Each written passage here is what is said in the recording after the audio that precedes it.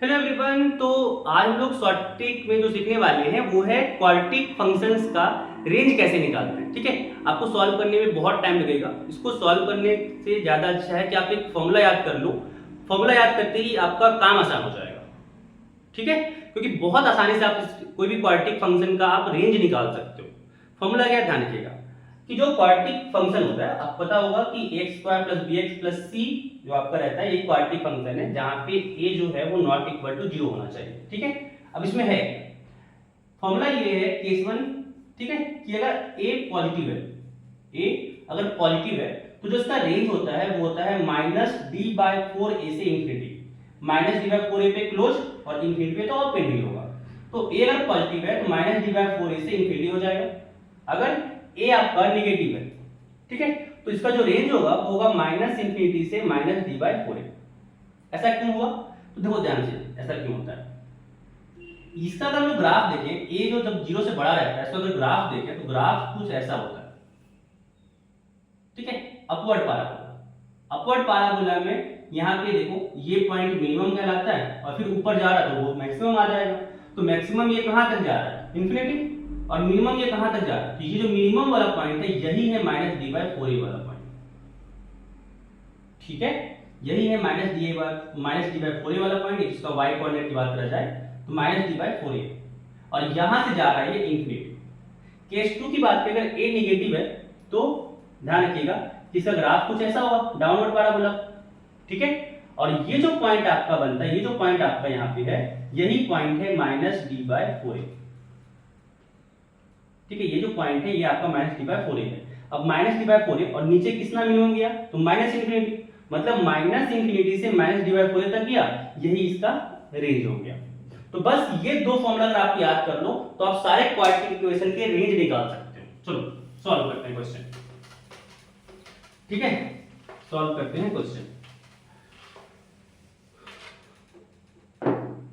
कि मान लो आपके पास एक फंक्शन है, quadratic function 3x square plus 4x plus 5, ऐसे मान लो कि फंक्शन है। आपसे पूछा है बताओ रेंज क्या होगा इसका। ठीक है, तो क्या बताएं कि पहले d निकालना है। तो d निकालने के लिए abc चाहिए। a यहाँ पे 3 है जो कि 0 से बड़ा है, b यहाँ पे 4 है, c यहाँ पे 5 है। हमें निकालना है d। क्या हो जाएगा? बी स्क्वायर माइनस फोर ए सी। बी स्क्वायर यानी 4 का स्क्वायर माइनस 4ac, तो 4 इंटू 3 इंटू 5, 4 का स्क्वायर हो गया 16 माइनस 4 3 जा 12, 12 5 जा 60। 60 में से अगर 16 में से अगर 60 गया तो यहाँ बचेगा 44 यानी यहाँ पे आ गया माइनस 44। ठीक है, यहाँ तक समझ में आ रहा होगा। अगर आपको पूछा जाए कि रेंज, हमने रेंज के लिए क्या बताया? रेंज के लिए बताया कि ये क्योंकि जीरो, देखो ए जो है वो 0 से बड़ा है तो इसका रेंज होता था minus d by four a से इंफिनिटी।